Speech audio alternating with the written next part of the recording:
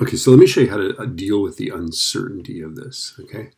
I'm going to say that my distance was 12.19 plus or minus 1, which makes the 0.19 kind of ridiculous, but let's just go with this, okay? So 12.19 plus or minus 1, okay? And then I think that the times are, whatever they are, plus or minus 0.2, okay? And that's all you need to know to figure out the uncertainty. We're just going to do an uncertainty calculation of this. Now, the first step is you have to have calculated the speed itself. So you have to do all these. If you haven't done these, do all these speeds, right? And now let's figure out the uncertainty. Let's do it of this guy here because I'm sort of curious of this guy, right? Because this person was, they're going over 20 miles per hour. It's like crazy fast. Okay, so let's figure out the uncertainty of that. So what I'm going to do is if the velocity is distance divided by time, then the uncertainty of the velocity is to the velocity, and then it's the sum of the fractional uncertainties of the distance, and then the fractional uncertainty of the time. Okay? So to do this, we have to calculate the velocity. That's going to go in here. Okay, so the uncertainty of velocity is to 10.42. And then my uncertainty of distance is 1, so 1 divided by 12.19. And then the uncertainty of time is 0.2, so 0.2 divided by, and here's my time, right? That's the time that calculated this, so 1.17, okay? Now remember, to do this, to solve for delta V, you're going to just cross multiply this. So multiply this by 10.42, right? And then your delta V, let's see, 10.42 times, and then you have to use parentheses. So left parenthesis 1 divided by 12.19 plus 0.2 divided by 1.17. I'm getting 2.635. Okay. Now, what IB says is you want a 2-digit uncertainty, right? So I'd say that that's 2.6, right? So then I'd say that my velocity was 10.4 plus or minus 2.6 meters per second. And here's the rule I think you do with that, is that if you round this to 2 sig figs, notice we have the tenths place. So I'm going to round this guy also to the tenths place, okay? Let's do another example here. Yet another example. Okay, let's figure out the uncertainty of this guy here, okay? So again, I'm going to go uncertainty of the velocity is to the velocity, which is this, right? And then that's the uncertainty of distance over distance, so 1 over 12.19 plus, and then it's going to be 0.2 divided by, this is the time that I used to calculate that, right? So it's going to be over 2.05. And again, to solve for that, I'm just going to cross multiply here. Okay, so 5.95 times left parenthesis 1 divided by 12.19 plus 0.2 divided by 2.05, right parenthesis, enter. 1.068.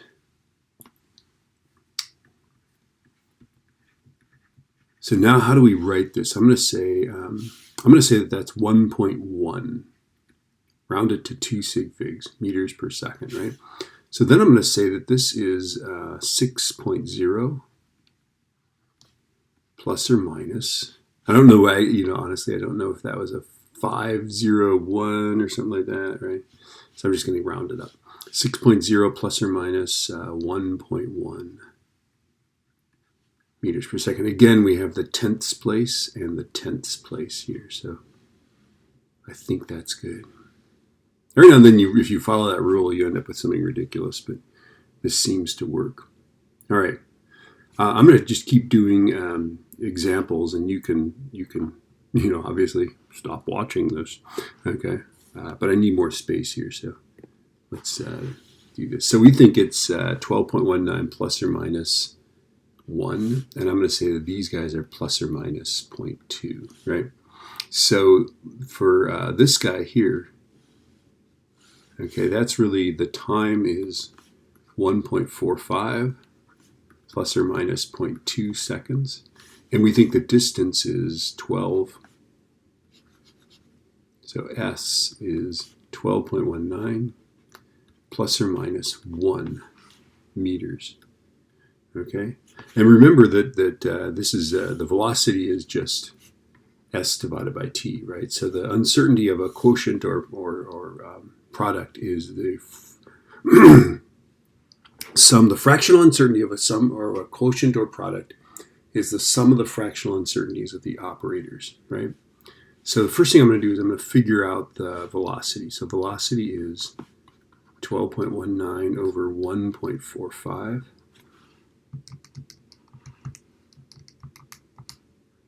That's 8.41 roughly.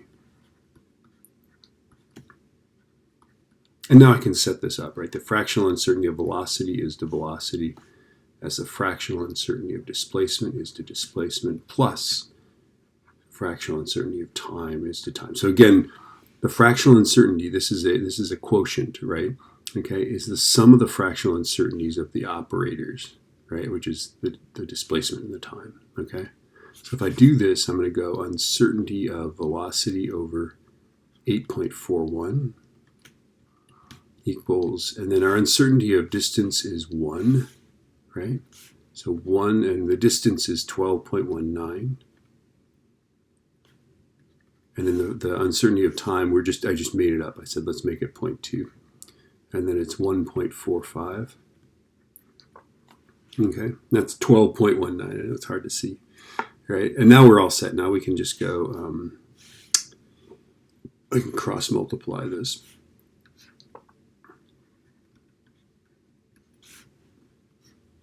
And remember, when you cross multiply, it's got to multiply by that entire side. So you need parentheses. So 8.41 times left parenthesis 1 divided by 12.19 plus 0.2 divided by 1.45. Right parenthesis, enter. 1.8499.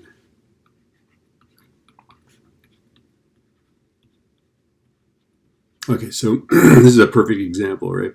I'm going to round it to 2 sig figs.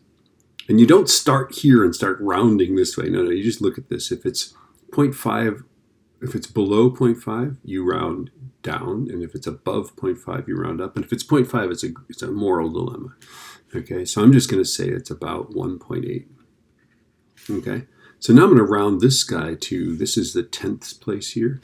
Let's round this guy to the 10th place, right? So I'm going to say that the velocity is 8.4 plus or minus 1.8 meters per second. That feels satisfying, right? All right.